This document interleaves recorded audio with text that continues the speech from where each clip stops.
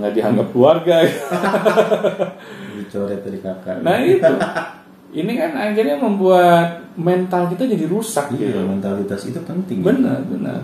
Padahal orang tua itu seharusnya menjadi motivator terbaik bagi anak-anaknya. Misalnya anak kita gagal nih dalam pelajarannya, ya sudah nak, nggak apa-apa. Yang penting kamu mau memperbaiki kegagalan kamu dan berusaha terus. Iya. Ayah bunda nggak peduli nilai kamu berapa. Yang penting kamu lakukan dengan jujur. Kamu nggak mencontek. Nah, kata-kata yang seperti itu kan anak ingin dengar gitu. Tetapi kalau baru apa-apa, nah aduh kamu nih bikin malu keluarga. Bodoh kamu nah. Kamu nih paling bodoh di keluarga gitu kan. Yang lainnya jatuh kakak-kakak kamu ya. Semuanya ranking 1. Jadi menghancurkan mentalitas itu udah dari kecil gitu. Benar. Parah banget. Akhirnya ya sudah, kita menanam benih yang busuk gitu sejak kecil. Akhirnya bagaimana ketika mereka dewasa kelak gitu ya, dapat memiliki mental yang kuat gitu. Karena sudah sejak kecil kita rusak. Nah di sini Gung yang saya ingin angkat gitu ya, tema ini mengapa begitu penting. Kita lebih mudah mental kita ketika kita mengalami kesuksesan dibandingkan kegagalan.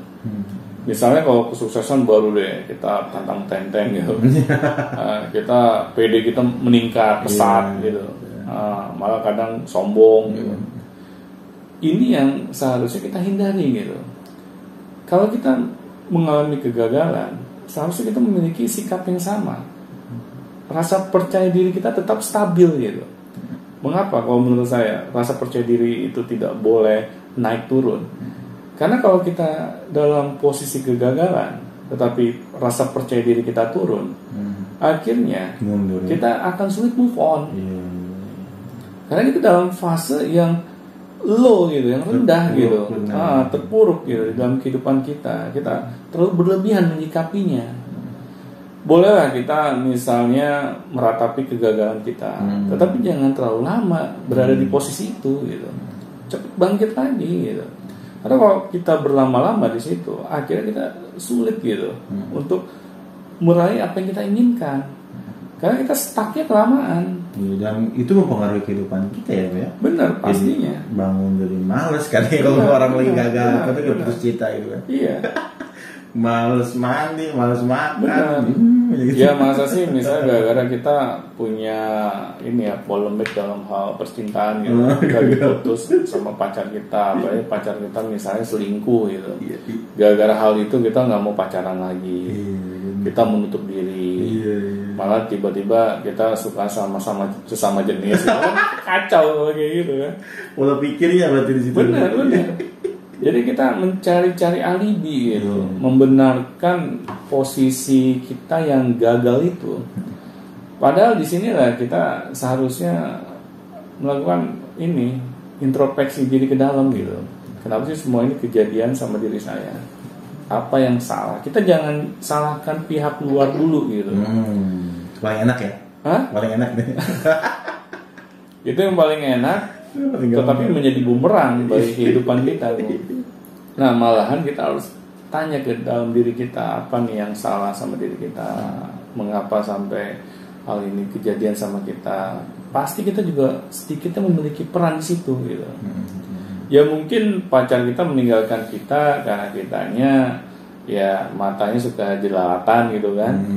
Nah itu bisa jadi gitu. Salah yang salah di kita ditinggalin, kita nangis gitu. Ya, jadi bahan evaluasi ya Bu. Iya. Seharusnya kan kita jadikan ini sebagai pembelajaran gitu. Oh oke deh. Pokoknya kalau gue punya pacar lagi, mata gue nggak boleh kemana-mana. Tapi pas ada pacar gue saja. Atau gue pakai kacamata. Nah itu yang kita harusnya miliki gitu. Pola pikir bahwa yang namanya kegagalan itu sifatnya sementara. Begitupun juga dengan kesuksesan. Kalau kita tidak berhati-hati menyikapinya, kadang kalau kita sudah merasa sukses, kita lupa diri gitu. Kita akan sukses selamanya. Padahal yang namanya kehidupan itu pasti ada fase naik turun. Di sini kita harus bersikap hati-hati. Jadi kalau misalnya kita sukses juga jangan tinggi hati, kalau gagal kita juga jangan rendah hati.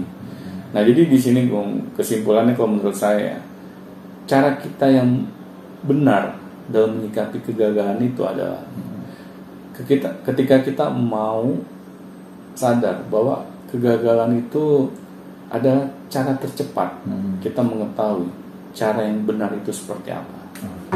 Baik, kami terima kasih banyak atas sama-sama motivasi kegagalan.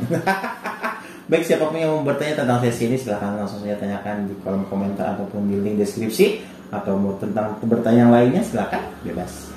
Dan kami tunggu ya pertanyaannya. Baik, sampai jumpa di video selanjutnya. Sampai jumpa teman-teman.